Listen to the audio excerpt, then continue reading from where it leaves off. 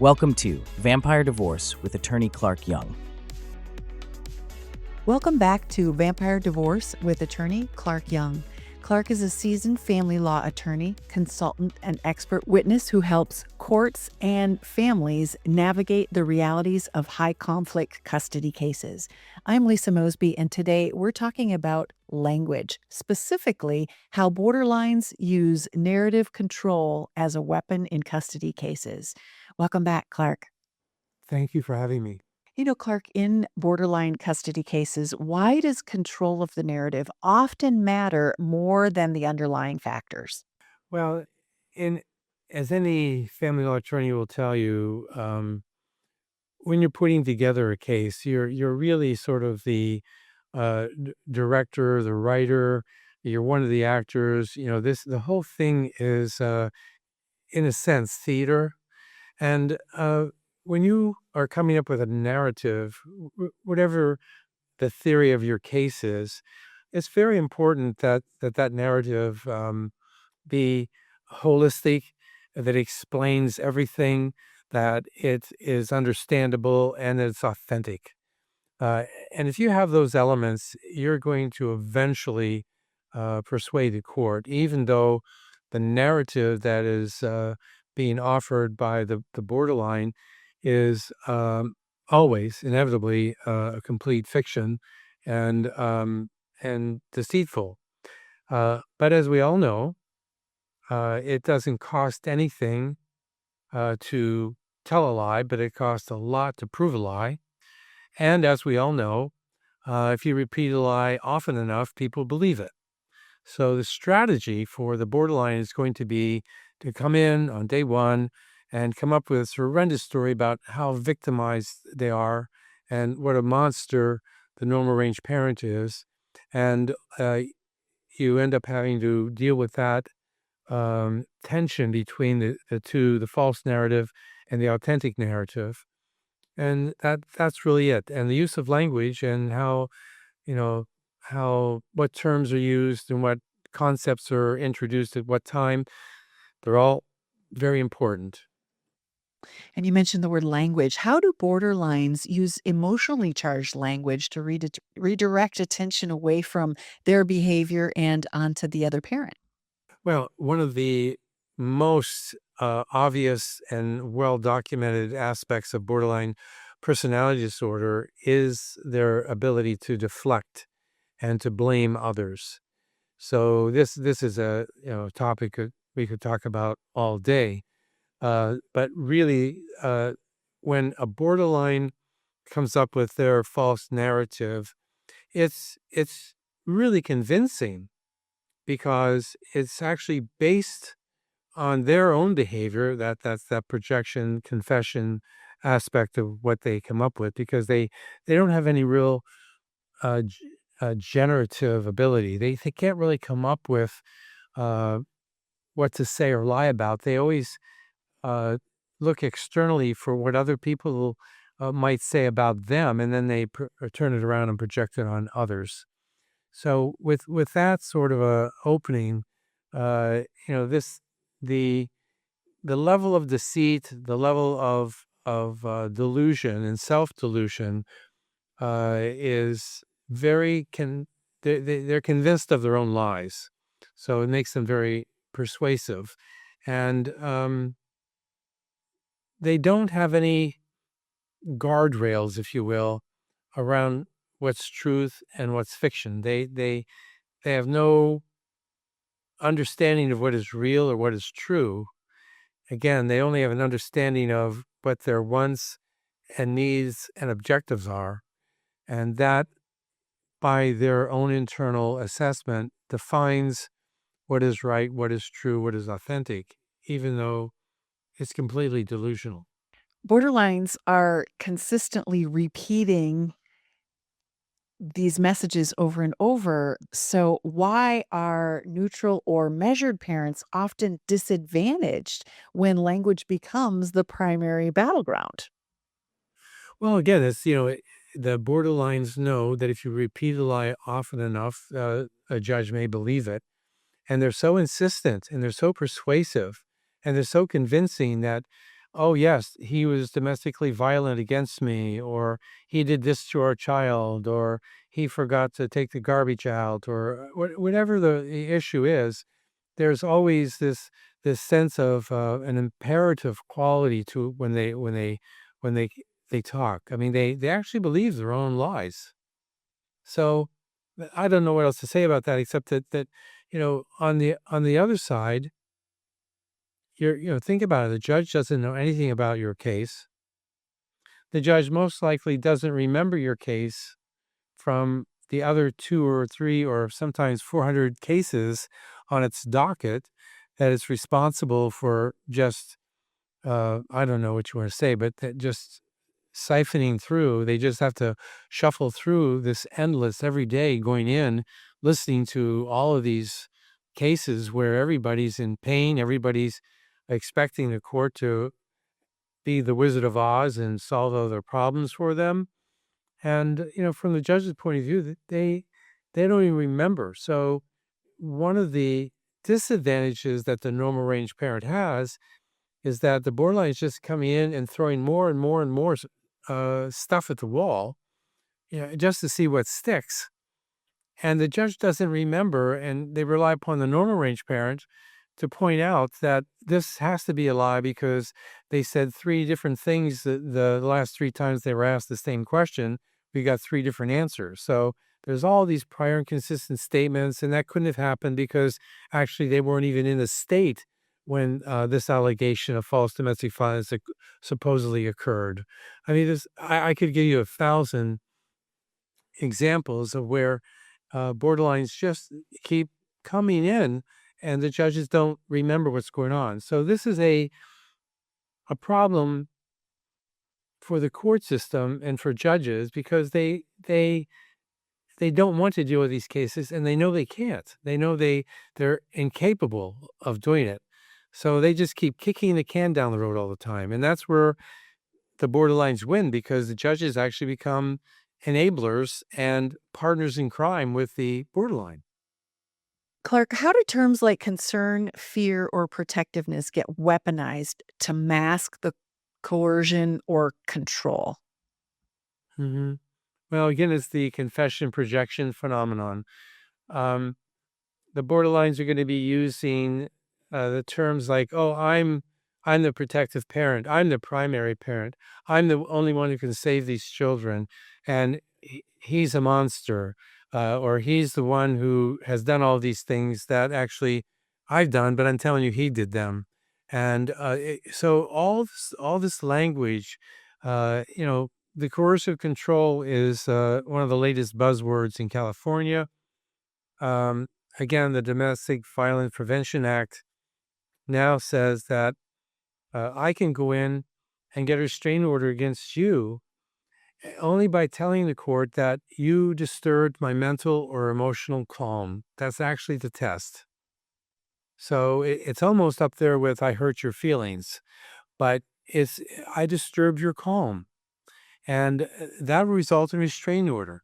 So the courts are now being swamped. I mean, you could appoint another two or 300 judges or commissioners to the family courts, and they couldn't get through all the domestic violence restraining order requests they get every day, every week, every month, every year. It's an avalanche. And the problem is that again, the family courts are not equipped or educated, and most of them don't want to be dealing with psychological abuse. They're really good at physical abuse, but now the Domestic Violence Restraining Act in cases are saying that disturbing someone's peace, disturbing their calm, social media posts,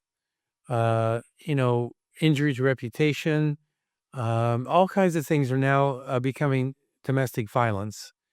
And the deck of cards is stacked way against um, people who don't play the victim well. And borderlines all deserve Oscars for how well they play the victim. Clark, can you share with us what happens when professionals adopt the borderlines language instead of independently examining behavior and outcomes? Well, that's kind of a mixed question there.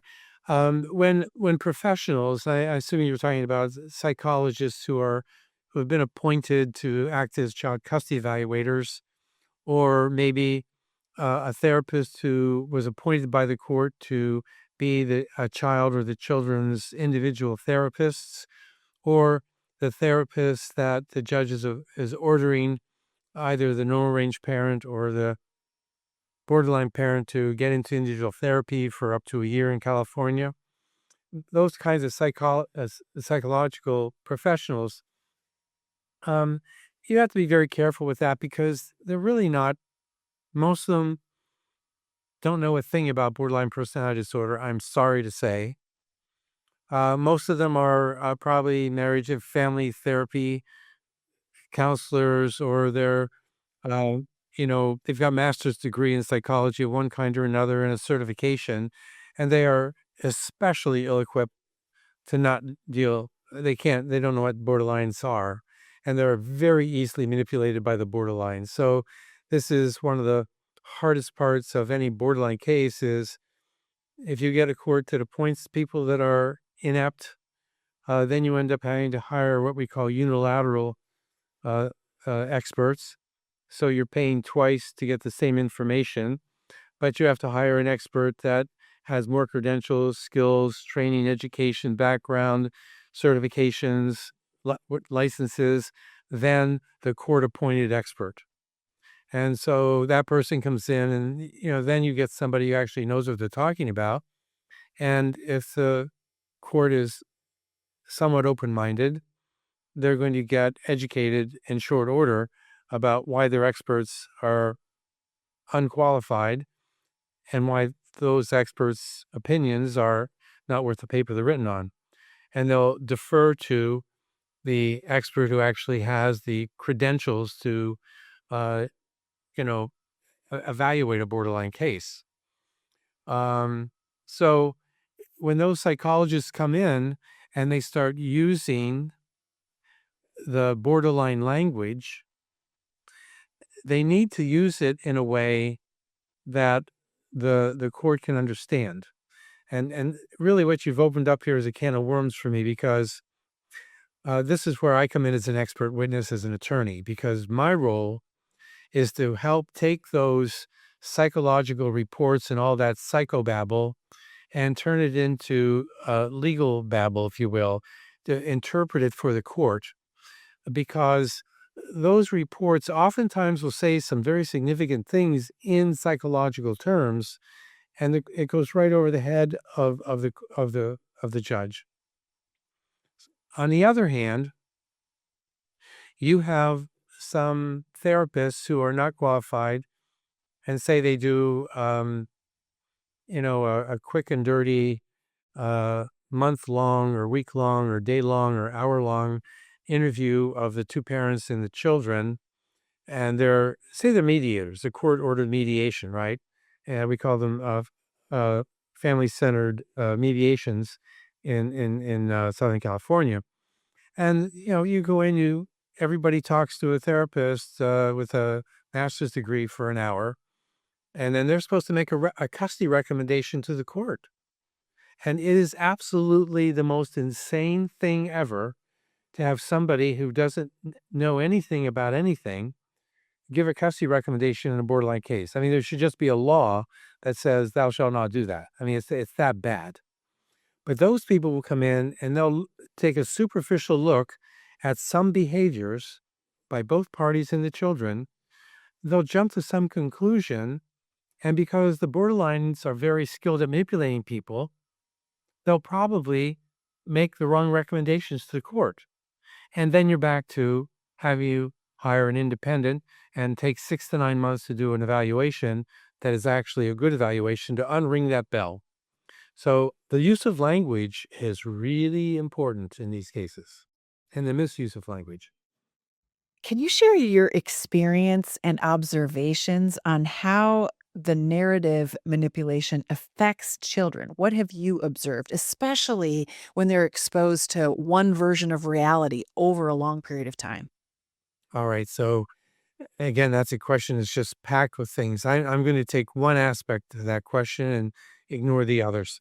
But the main aspect here is that what happens to these children when courts do not step in early on and give them the protections they need? Well, what happens is, this happens in many cases, the court actually empowers the borderline. Say you have a case where the borderline went in and got domestic violence restraining orders against the other parent. Well, what does that tell the child? It tells the child that the normal range parent has no power. And over time, that child will hide behind the skirts of the borderline mother because now the borderline father's been taken out of the picture.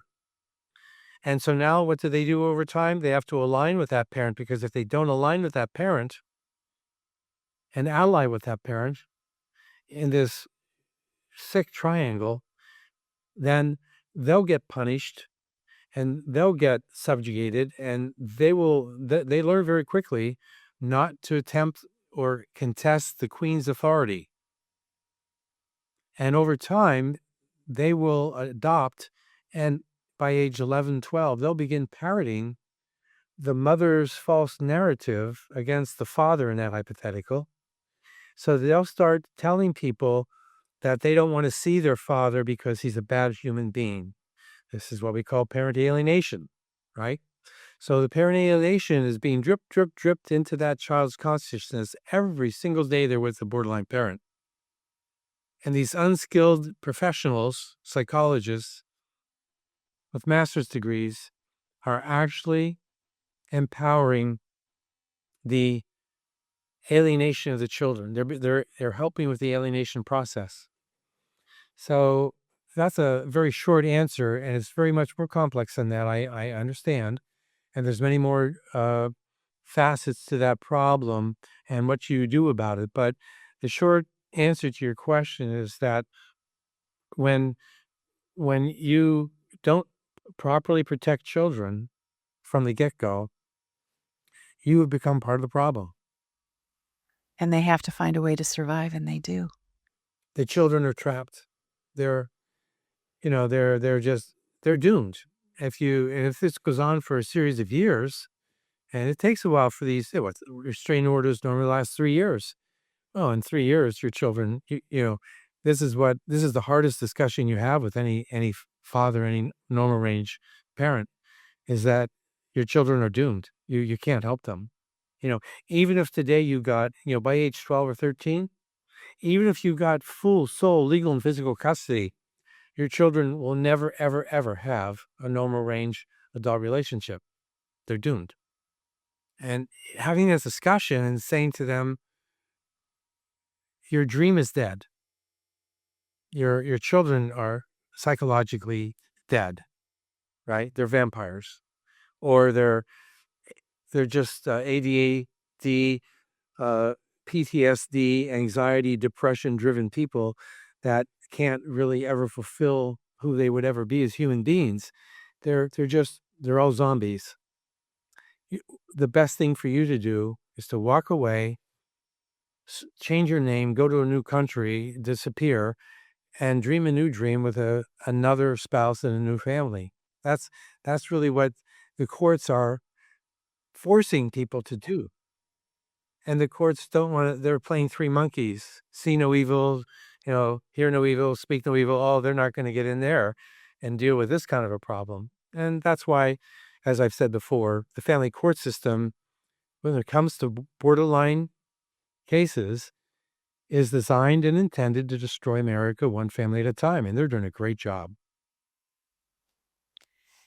Clarke, that's where we're going to leave it today on this narrative manipulation.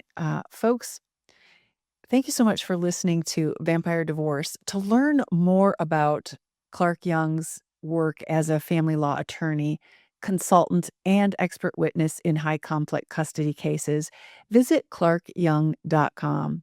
Thank you so much for listening, and don't forget to leave a review, and please share this episode with someone who may need help today.